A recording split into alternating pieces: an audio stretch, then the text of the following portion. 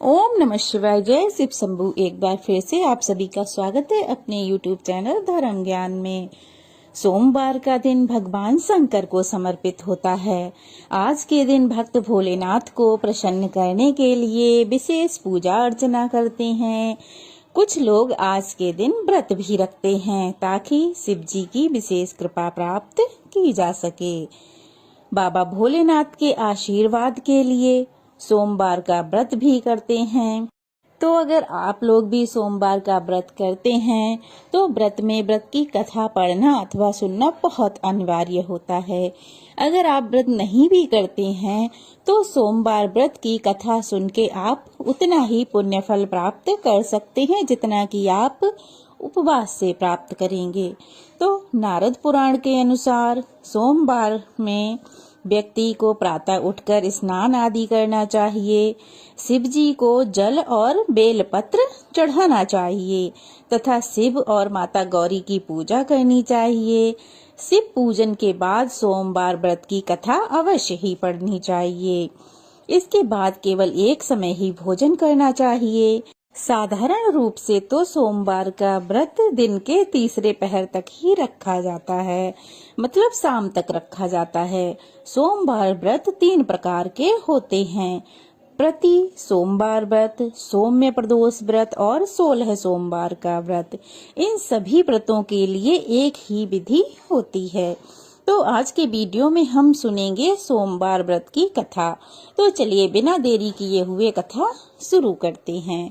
बहुत समय पहले की बात है। किसी नगर में एक साहूकार और साहूकारनी रहते थे। उनके घर में धन की तो कोई कमी नहीं थी, वो बहुत अमीर थे, लेकिन उन्हें एक दुख था कि उनके कोई संतान नहीं थी। इस कारण से वे दोनों बहुत दुखी रहा करते थे। पुत्र प्राप्ति के लिए वह प्रत्येक सोमवार व्रत रखते थे और पूरी श्रद्धा के साथ शिव मंदिर में जाकर भगवान शिव और माता पार्वती जी की पूजा करते थे। उसकी भक्ति को देखकर एक दिन माता पार्वती प्रसन्न हो गईं और उन्होंने भगवान भोलेनाथ से उस साहूकार की मनोकामना पूर्ण करने का आग्रह किया। पार्वती जी की इच्छा सुनकर भगवान शिव ने कहा कि हे पार्वती, इस संसार में हर प्राणी को उसके कर्मों का फल तो भोगना ही पड़ता है और जिसके भाग्य में जो होता है उसे वही मिलता है। लेकिन पार्वती जी साहूकार की भक्ति का मान रखने के लिए उसकी मनोकामना पूर्ण करने की इच्छा जताने लगीं। माता पार्वती के आग्रह करने पर शिवजी ने साहूकार को पुत्र प्राप्ति का वरदान तो दे दिया, लेकिन साथ ही यह भी कहा कि उसके बालक की आयु केवल 12 बरस ही होगी।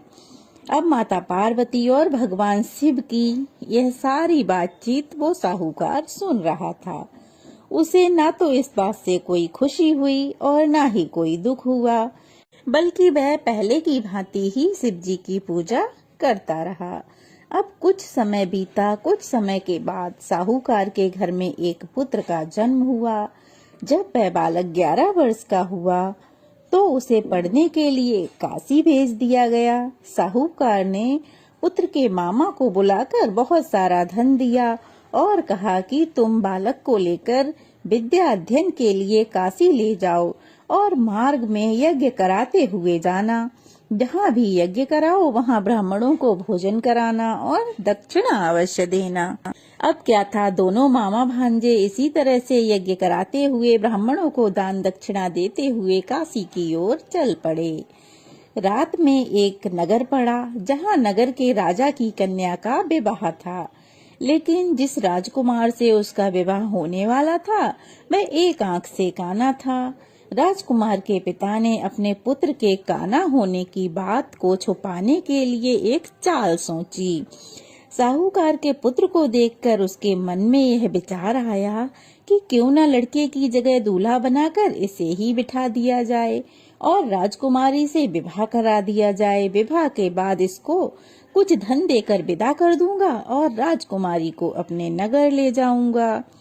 अब लड़के को दूल्हे के वस्त्र पहनाकर राजकुमारी से विवाह करा दिया गया। लेकिन साहूकार का पुत्र तो बहुत ईमानदार था, उसे यह बात न्याय संगत नहीं लगी। उसने अवसर पाकर राजकुमार की चुन्नी के पल्ले पर लिखा कि तुम्हारा विवाह तो मेरे साथ हुआ है, लेकिन जिस राजकुमार के साथ तुम्हें भेजा जाएगा वह एक आंख से काना है। मैं तो काशी पढ़ने के लिए जा रहा हूँ। जब राजकुमारी ने चुन्नी पर लिखी बात पढ़ी तो उसने अपने माता पिता को यह बात बताई। राजा ने अपनी पुत्री को विदा नहीं किया, विदा करने से मना कर दिया और बारात वापस चली गई। दूसरी ओर साहूकार का लड़का और उसका मामा काशी पहुंच गए और वहां पहुंचकर उन्होंने यज्ञ किया। जिस दिन लड़के की आयु 12 साल की हुई उस दिन यज्ञ रखा गया।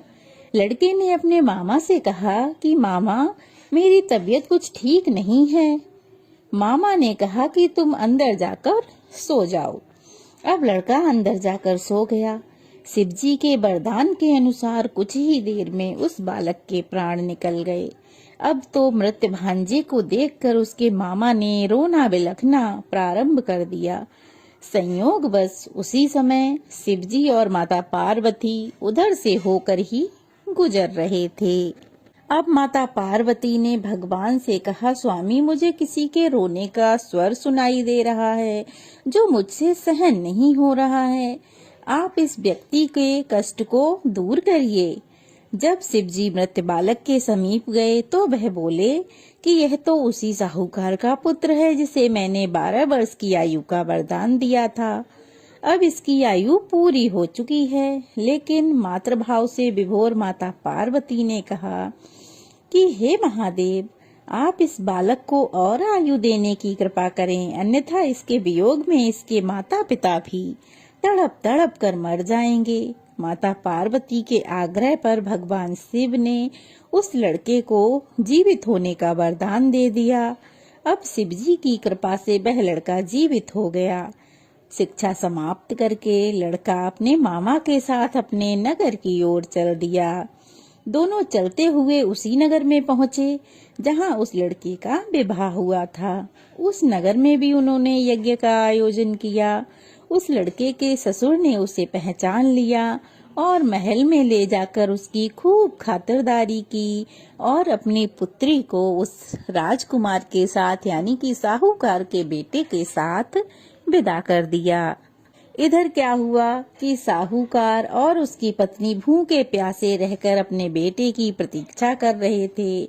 उन्होंने प्रण कर रखा था कि यदि अपने बेटे की मृत्यु का समाचार सुनेंगे तो वह भी प्राण त्याग देंगे, परंतु अपने बेटे के जीवित होने का समाचार पाकर वे दोनों बहुत प्रसन्न हुए।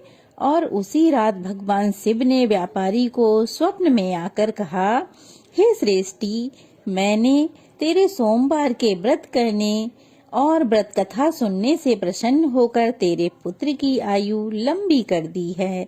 इसी प्रकार जो भी सोमवार की व्रत कथा सुनेगा, सोमवार का व्रत रखेगा, भोलेनाथ की कृपा से उसके सभी दुख दूर हो जाएंगे और उसकी संतान की आयु लंबी होगी। निसंतान दंपतियों को संतान की प्राप्ति होगी और घर में जो कोई भी ग्रह कलेश होगा वह सब भोलेनाथ की कृपा से शांत हो जाएगा।